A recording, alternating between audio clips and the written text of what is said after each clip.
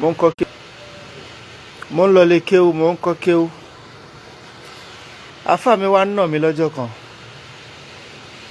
Ó nà mí débi pé ara mi wá bó mọ́ ẹgba nítorí kíni, nítorí pé mo pẹ́ délé kéwú. Mo bá gbé ẹrù mi, mo bá da Kùránì wọn, mo dá ogbó ẹ̀ nù, mo bá gbé ẹrù mi, mo bá lọlé. Mi ì délé, mo sì ti kó lé kéwú. Mo wá lọ sápamọ́ sínú igbó kan. Ní ọjọ́ náà lọ́hùn, ìgbà táwọn ọmọdé kéwú jáde, èmi gangan náà wá ṣe kíni, èmi gangan náà wá, mo wá gbéra. Ó di ilé, wọn mọ̀ bóyá mo lọ lé kéwú àbí mi lọ lé kéwú. Àtọjọ́ yẹn ni mo ti délé kéwú gbẹ̀yìn. Ìgbà tí mo wá dàgbà ni mo wá ṣẹ̀ṣẹ̀ mọ̀ pé possibly ká ní mo pẹ́ lé kéwú nígbà náà, mentality mi wọ́n ti change ẹ̀, wọ́n ti tọwọ́ bọ̀. Nítorí èmi ò ní dúró lórí kéwú Al-Qur'ani nìkan gẹ́gẹ́ báwọn kan ṣe ń ṣe. Mi ní dúró lórí kéwú Al-Qur'ani nìkan. Ìgbà tí mo wá dàgbà tí mo wá bẹ̀rẹ̀ sí ṣe research, ìgbà tí mo bẹ̀rẹ̀ copyright, tí mo bẹ̀rẹ̀ sí ṣe research at the age of 21, mo wá discover pé tá bá ní ẹ̀sìn kan lọ́lọ́run fẹ́, lọ́lọ́run á fi ṣèdájọ́ ayé, ṣé wèrè ní gbogbo wa ni? Kílé tọ́lọ́run ò dá gbogbo wa ní ẹ̀sìn kan yẹn? Kílé tọ́lọ́run ò dá gbogbo wa ní ìran kan tí ò dá gbogbo wa ní ẹ̀yà kan?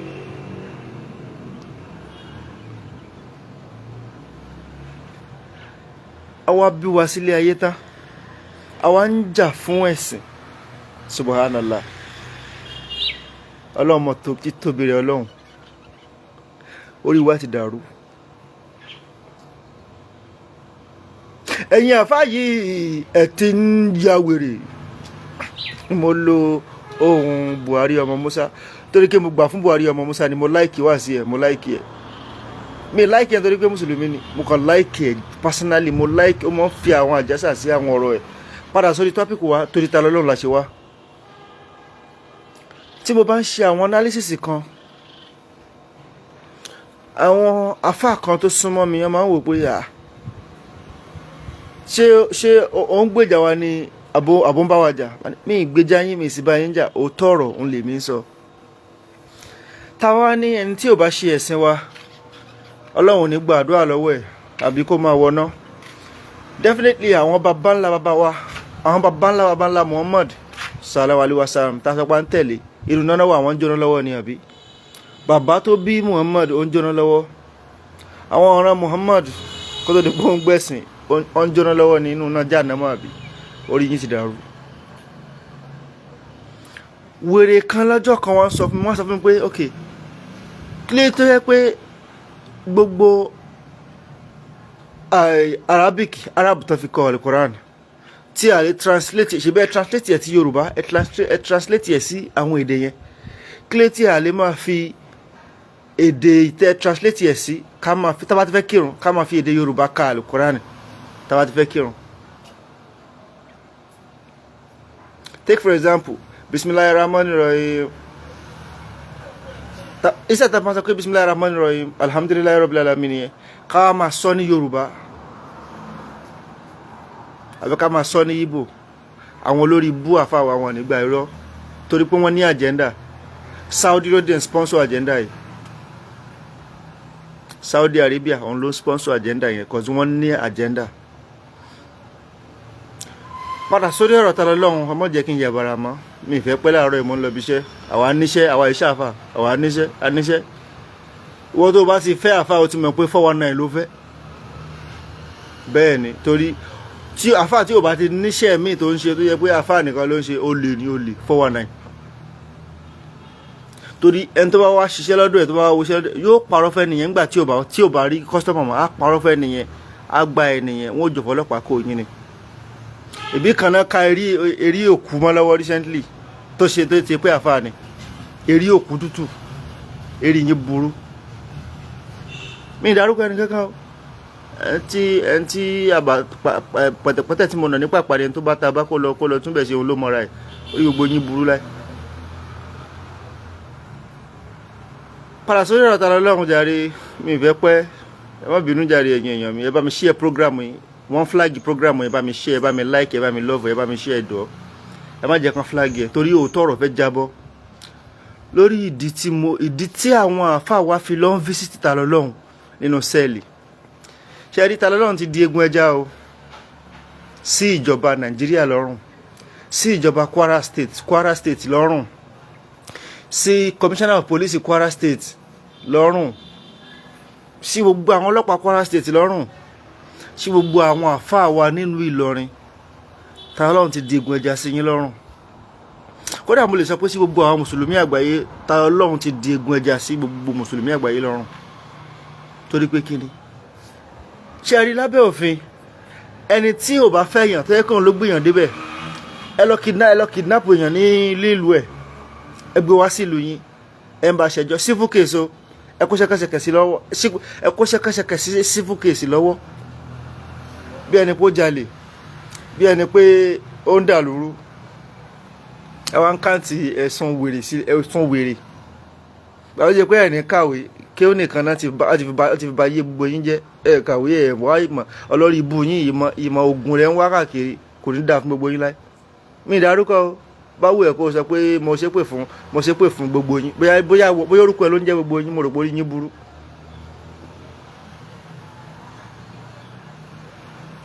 Mo wá ń sọ fún àwọn wọ́dà tó wà ní sẹ́ẹ̀lì ibi tí wọ́n fi Tani Olorun sí, tí nǹkan kan bá ṣe Tani Olorun, you are responsible. Ẹni tí ò láìkì mi wá ń check mi sẹ́ẹ̀lì, what if tó bá poison tó yẹ pé èèmọ̀ ẹni láti poison Tani Olorun, poison tó jẹ tán nìyí, ó jẹ nǹkan tó jẹ nísìnyí poison ni, antidote rẹ̀ rí lọ́wọ́ mi, tó o bá ti gba ìsìlámù mi ní fún ọ lantidote, tó o bá ti ṣe gbóló tó bá ti gba ìsìlámù antidote ẹ̀ rí, wàá sì máa ṣe kíni, wàá máa jẹrà díẹ̀díẹ̀. Tí mo sì mọ̀ pé Tani Olorun ò ní fi ìṣẹ̀ṣe lẹ̀ fún ìsìlámù, kò sí bó ṣe lè wù kó rí, torí Tani Olorun ni Olódùmarè fẹ́ lò láti liberate ìṣẹ̀ṣe o. Ṣé ti gbọ́ kan sọdún ìṣẹ̀ṣe rí Nàìjíríà kan sì gba holiday, ìgbà tí Tani Olorun bẹ̀rẹ̀ ló bẹ̀rẹ̀ sí ń ṣẹlẹ̀ o. Òjíṣẹ́ kan ni Tani Olorun sí ìran Yorùbá, ẹ̀fẹ̀ ẹ̀kọ́. Ẹ wá wò, what if tó yẹ pé tó máa poison Tani Olorun, yẹ̀bí wọ́n sọ pé wọ́n lù ú ní sẹ́ẹ̀lì. What if tó yẹ pé agenda wọn ni láti poison yẹn, tó ti mọ̀ pé tó bá jáde á tún lé sí i, ó ti mọ òfin, ó ti mọ irú nǹkan tá a fi gbé, kò ní dárúkọ mọ́, á wá tún lé sí i, àwọn àáfàá ò sì fẹ́ kó ṣẹlẹ̀. Torí ẹ mọ̀ jẹ́ ń tàn yín, Tani Olorun ò ní dákẹ́ o. Ó tún fi Ọlọ́run tó lẹ́mìí mo fi búra, Tani Olorun ò ní dákẹ́. Nǹkan tó kàn máa change ni pé kò ní dárúkọ mọ́, torí ó ti mọ tẹ́ ẹ fi gbé irọ́ tẹ́ ẹ pa mọ́, tẹ́ ẹ fi gbé, ó ti mọ, òun náà wá yàgò fún àwọn evidence. àwa mọ̀ pé òótọ́ ni nǹkan tó ń sọ, àwọn pé òótọ́ pọ̀ nínú nǹkan tó ń sọ, òótọ́ ló pọ̀ jù nínú nǹkan tó ń sọ. Ta lè máa bú bàbá ìta rẹ̀ òníta tí wọ́n mọ àlìlẹ̀ yín ni, èmi nítorí pọ́n sọ̀rọ̀ bí bàbá ti yín ni gbogbo ohun tẹ́ ń ṣe yìí. Subhanallah. Nítorí Tani Olorun gbogbo àgbáríjọ àwọn àfáà tó yẹ pé wèrè ara yín, gbogbo wèrè olórí burúkú ara yín, tẹ́nìkan bá lóun fẹ́ rí yẹn máa ní ká ní kó jókòó síta, àwọn àlejò lóun lọ́wọ́, so ìwọ ò lálejò kankan lọ́dọ̀ nígbà tí kéèsì di kéèsì Tani Olorun. Ọlọ́run tó ṣe tó fẹ́ rí àṣírí yín ni, tó fẹ́ káwọn tẹ́ ẹ mọ́ ń fáwọn náà tó fẹ́ kán rí àṣírí yín. Mi ìdárúkọ tó bá wá fún mi tí ẹ ta nìyẹn o, èmi ò ṣeré o, èmi mọ ẹ̀tọ́ mi lábẹ́ òfin, ló jẹ́ kí n máa ra caution. Mi ìdárúkọ ẹnì kankan, bóyá orúkọ rẹ ló wá ń jẹ́ àwọn àfáà wa àbí àwa mùsùlùmí, wàá sọ fún mi.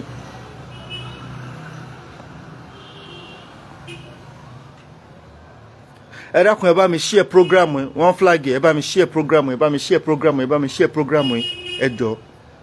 Ẹ máa da like love, ẹ máa da like love bò, ẹ bá mi share program. Ẹ máa rí pé tá mo ti wá ṣe program láàárọ̀ yìí kí n tó lọ bí iṣẹ́, torí àwa níṣẹ́ àwa iṣẹ́ àwọn àfáà olórí ibú. So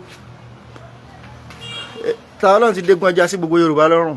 ó dégun já sí gbogbo àgbáyé lọ́rùn, ó dégun já sí gbogbo ẹ̀yin àfáà lọ́rin lọ́rùn, ó dégun já sí gbogbo ẹ̀yin ìjọba lọ́rin àti ìjọba Nàìjíríà lọ́rùn. Tí nǹkan kan bá ṣe, nǹkan àjọṣe gbogbo wa ni, nǹkan àjọṣe gbogbo wa ni. Bóyá lẹ mọ̀ pé ẹnìkan yọ pé Tani Olorun ó ti wà lẹ́wọ̀n, ṣe pé ó ní kinní kan ni. Ẹ̀yin ò mọ̀ pé ẹ̀yin ò mọ̀ bí wèrè ara yín sì máa ń claim pé ẹ mọ̀ bí kádàrá ṣe máa ń ṣiṣẹ́. Àwọn onílẹ̀ ló gbé Tani Olorun dìde. Wọ́n ti mọ̀ pé bí ní àjò ẹ̀ ṣe máa rí nìyí. Kí ìrìn àjò ìṣẹ̀ṣe, kí liberation ṣẹ̀ṣẹ̀ lè dé, bí ìrìn àjò Tani Olorun tá a máa fi ṣe sábà bí liberation yẹn bó ṣe máa rí leléyìí. Ẹ tún wá help ẹ̀ wèrè ara yín wá jáde. Celebrity ni Tani Olorun, ẹ mọ̀, celebrity òun ni Tani Olorun. Ẹ sọ di celebrity pọ́. Àwọn onílẹ̀ ló jẹ́ kó rí bẹ́ẹ̀. Ara nǹkan tó ń wá ṣe láyé ti ẹ̀ nìyẹn. Ara nǹkan tó ń wá ṣe láyé. Tí ò bá sì parí ẹ̀, wàláhì tàláhì, mo fọlọ́run búra, gbogbo ohun tó wù kẹ́ ẹ lè ṣe, ẹ̀mí Tani Olorun ò ní bọ́. A tún wá lè sí ni. Ẹ gbọ́, tí ò bá ti parí assignment ẹ̀ láyé, a lè sí ni. Ṣé rí àwọn ìyá ọlọ́sùn, èmi ò bá yín wí o, àwọn ìyá ọlọ́sùn kan jákujàku kan tó jẹ́ pé mùsùlùmí ni wọ́n, tó jẹ́ pé mùsùlùmí ara wa ni wọ́n, ṣùgbọ́n eré wọn ti dàrú. Wọ́n jẹ́ kí àwa mùsùlùmí kan lo àwọn káwá dàbẹ̀ ni pé oníṣẹ̀ṣe ni òkè òkú lòkú rè, òkú olókè òkú nígbà kan tẹ́lẹ̀. Ẹ má mú wa àgọ̀. I am a learned person. Àgọ̀ èmi ò ṣe àwọn tí pé kéwú nìkan ni irọ́ lọ́sàdẹ̀rẹ́ bí achievement wọn nìyẹn, gbé jìmbà sórí eré yìí dàrú láì. Bẹ́ẹ̀ ni ẹnìkan ò lè pàjá fún mi lọ́bọ̀. Ẹnìkan ò lè. Látìgbà tí mo ti yọ orúkọ Muslim, èmi ò mọ orúkọ Àràbí, ọmọ Yorùbá lèmi, mo ti yọ kúrò orúkọ mi. Mi mọ̀ kú kílẹ̀ tó mọ̀. Mi mọ̀ torí ẹ̀ sọ pé mi kí wákàtí márùn-ún mọ̀. Èmi ò kàn kí n kírun ní mọ́sálásí dé torí ẹ̀kọ́ olórí ibú ló pọ̀ jù. Mentality yìí lè máa gbé sèmi lórí eré. Ẹ fẹ́ mi àti Ọlọ́run kalẹ̀. Àdìsí, ṣé èèyàn bí tèmi kọ́ ló kọ àdìsí? Àbórí yín dàrú ni. Ẹnìkan kọ àdìsí nísìn. Mi àwa tán bí 20 years ago, àwa dá àdìsí yẹn nù, a ní kò correct, a rí mistake ń bẹ, sórí yín burú ni. Ọpọlọ yín ò wá ṣiṣẹ́ fún yín. Ẹ máa wá ẹ̀rí olórí burúkú káàkiri. Ẹ̀rí olórí burúkú tí ò ní bá yín wáyé ọjọ́ mi lè máa wá káàkiri. Èmi ń ṣerú irọ́, èmi ò ṣerú ẹ̀ ń tèmi.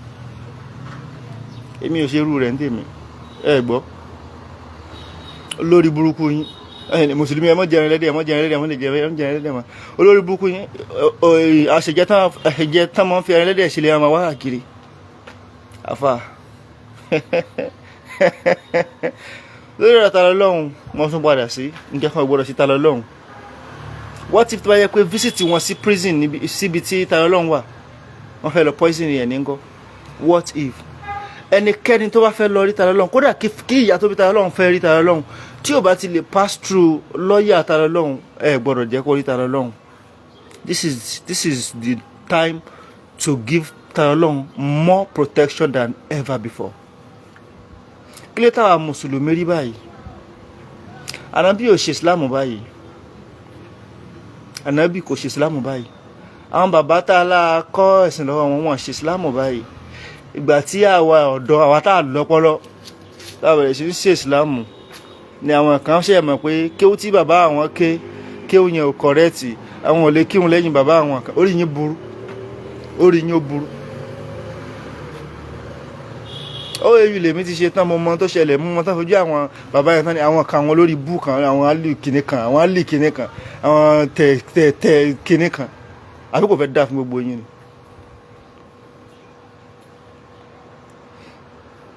Bóyá orúkọ ẹni alì kìnì kan, bóyá orúkọ ẹni tẹ̀ kìnì kan, wàá sọ fún mi. Ṣé ẹlẹ́ẹ̀gbọ́n ni?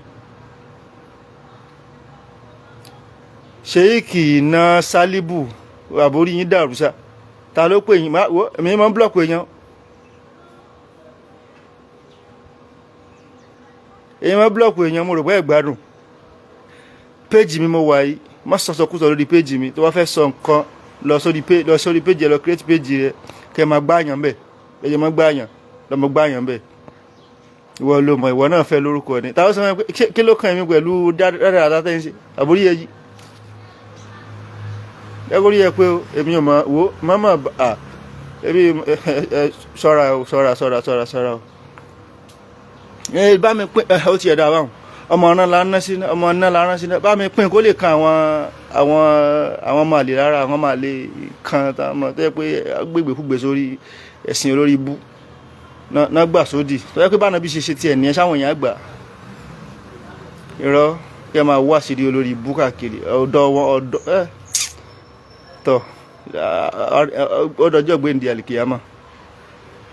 So kí ni mo fẹ́ sọ ọ̀rọ̀ ta lọ́lọ́run wọ́n ní anybody tó bá fẹ́ rí ta lọ́lọ́run tí ò bá ti lè go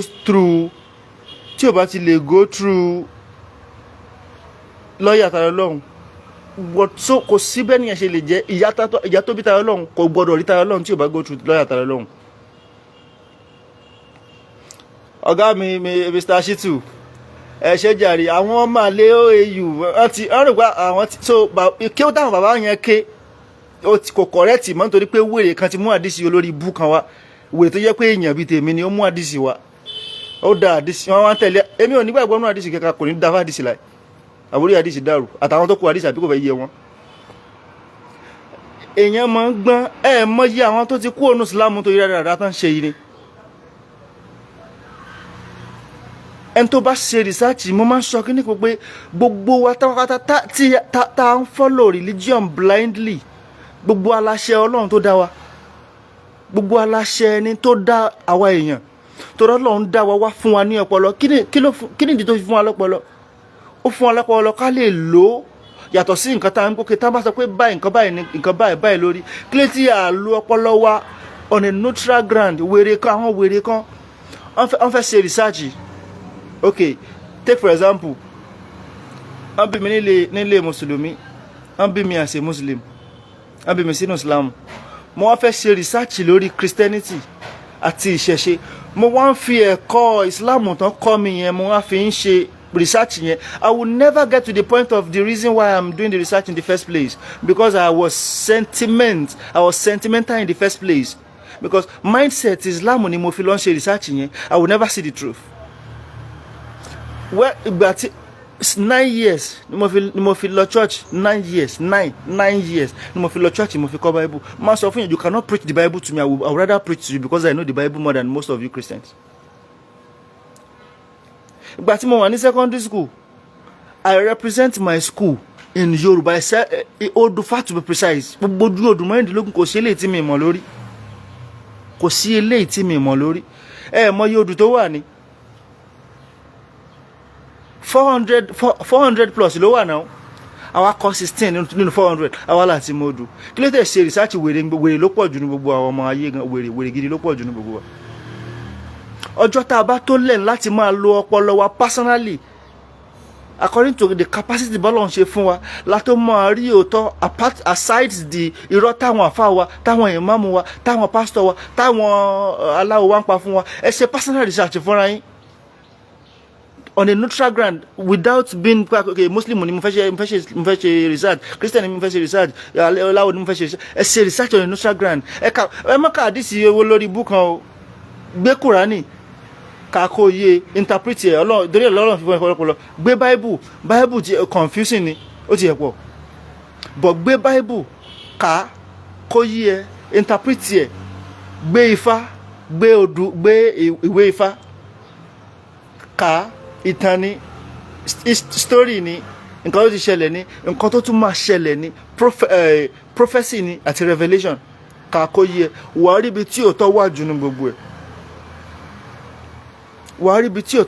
gbogbo ẹ̀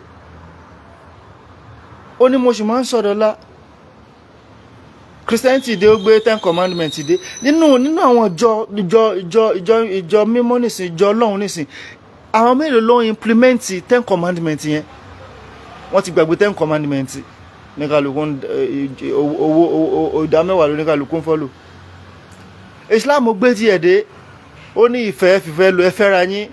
Nítorí kí ni Islam ṣe ní Islam ṣe ní ẹ fẹ́ yàwó, tẹ́ bá lágbára méjì, ẹ bá lágbára mẹ́ta, tẹ́ bá lágbára mẹ́ta. Ó pọ̀, ìdí ẹ̀ pọ̀.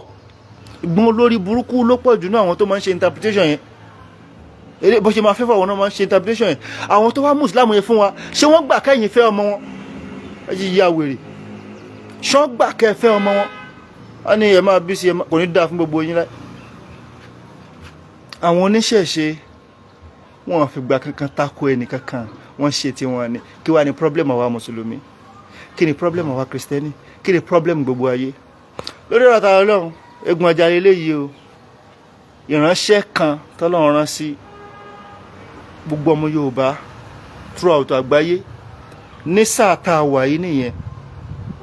Òjíṣẹ́ kọ̀ọ̀kan máa wá ní àkókò kọ̀ọ̀kan láti wá ṣe kíni, wọ́n ní assignment. Ṣebí lè mùsùlùmí láti bí Tani Olorun, kí lẹ́yìn àfáà wá ṣe tó ṣe wá dégun ọjà sí yín lọ́rùn torí pé ó rò òótọ́ ọ̀rọ̀, ó sì decide láti sọ tọ́. Kò ní jù báyìí lọ. Èmi níṣẹ́ tí mo ń ṣe, mo fẹ́ lọ wẹ̀, mo fẹ́ lọ bí iṣẹ́. Wọ́n tó bá lórí èyí ẹ lo fídíò mi against mi kó wá sọ orúkọ bàbá ńlá kú bàbá ẹ̀ tí mo dá, àbí blackmail tí mo ṣe lé orúkọ bàbá ńlá kú bàbá ẹ̀. Ó dàárọ̀.